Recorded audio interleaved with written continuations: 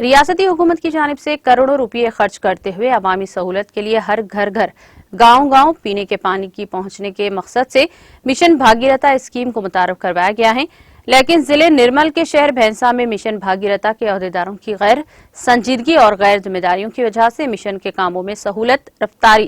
सुस्त रफ्तारी बरतने पर हुकूमत के खजाने को काफी नुकसान का सामना करना पड़ा है। ऐसे ही एक वाकया भैंसा शहर के रिहायशी इलाके नरसिम्हा नगर में पेश आया, जहां मिशन भागीरथा के जरिए तामीर करदा जदीद वाटर टैंक से बिछाई गई पाइपलाइन पर शगुफ पड़ने से फव्वारे की शक्ल में पानी का भारी मिकदार में खराज हो रहा है। मुकामी अवाम मिशन भागीरथा के अहदेदारों की कारकर्दगी पर सख्त बरहमी का इजहार किया और कहा कि मिशन भागीरथा के अहदेदार नल कनेक्शन नालियों से दिन पर गंदा पानी ही नलों के जरिए आ रहा है, जबकि मिशन भागीरथा के जरिए साफ और शफाफ पीने के पानी की सप्लाई के बजाय गंदे पानी की सप्लाई कर रहे हैं। इस पानी के इस्तेमाल से इंसानों में डायरिया या फैलने का भी खदशा है। अवाम ऐसे पानी को इस्तेमाल करने से गुरेज कर रहे हैं और मिशन भागीरथा की पाइपलाइन बिछाने के लिए शहर के सड़कों की जगह जगह खुदवाई करते हुए काम मुकम्मल न करने पर भी राहगीरों को मुश्किलात का सामना करना पड़ा है। मुकामी अवाम ने जिले कलेक्टर वरुण रेड्डी और भैंसा म्युनिसिपल चेयरमैन जाबिर अहमद से गुजारिश की है कि वो अहदेदारों पर सख्त कार्रवाई करे,